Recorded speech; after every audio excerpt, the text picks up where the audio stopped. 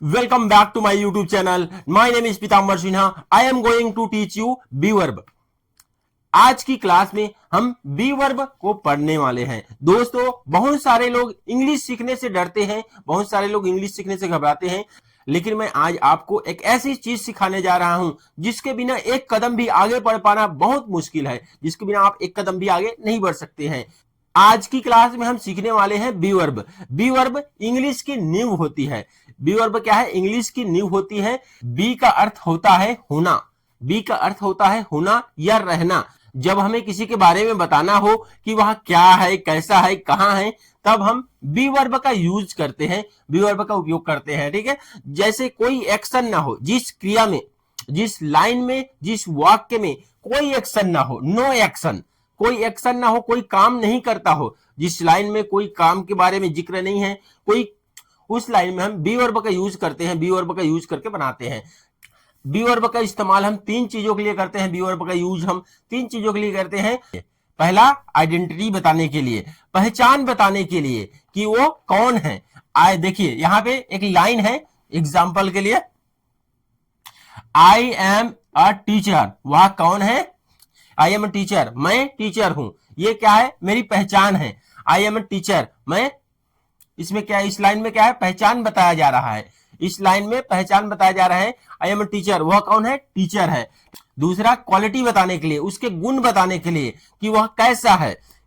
देखिए यहां पे he is happy, he is happy, वह हैप्पी है। इस लाइन में उसकी गुण बताया जा रहा है, वह हैप्पी है।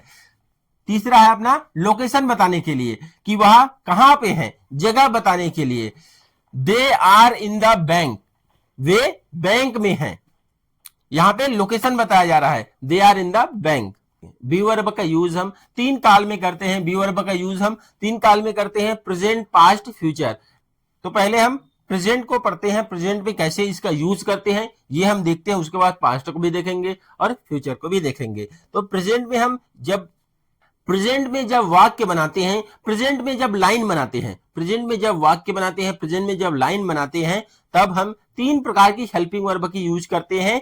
इज, एम, आर, तीन प्रकार की हेल्पिंग वर्ब की यूज करते हैं।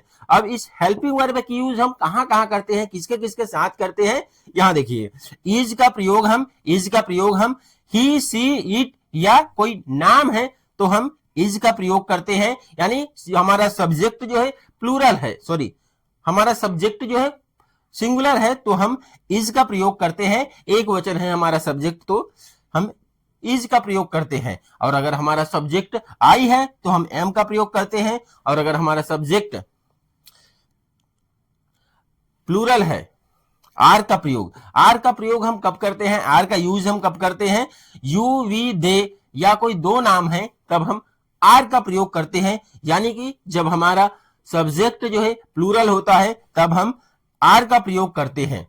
ही, सी, इट, इसका यूज हम कब करते हैं ये देख लेते हैं। ही का यूज हम वह के लिए करते हैं जब हमारे हिंदी लाइन में वह शब्द आए, यानी हमारा सब्जेक्ट वह हो, जैसे कि वह जाती है, वह खाती है, ऐसा हो, तब हम ही का प्रयोग करते हैं। किसके लिए? लड़के के लिए ही का प्रयोग और लड़की के लिए सी का प्रयोग करते हैं। इट का प्रयोग, यानी कोई आपके सब्जेक्ट में कोई अगर एनिमल हो तो अब हम, या निर्जीव वस्तु हो तब हम इट का प्रयोग करते हैं। या फिर नेम, कोई राम है या रोहन है तो हम कोई नाम यूज करते हैं। सब्जेक्ट हमारा आई है तो आई यूज करेंगे, एम यूज करेंगे। यू यानी तुम, ठीक है, यू यानी हो गया तुम। और वी यानी हो गया हम। और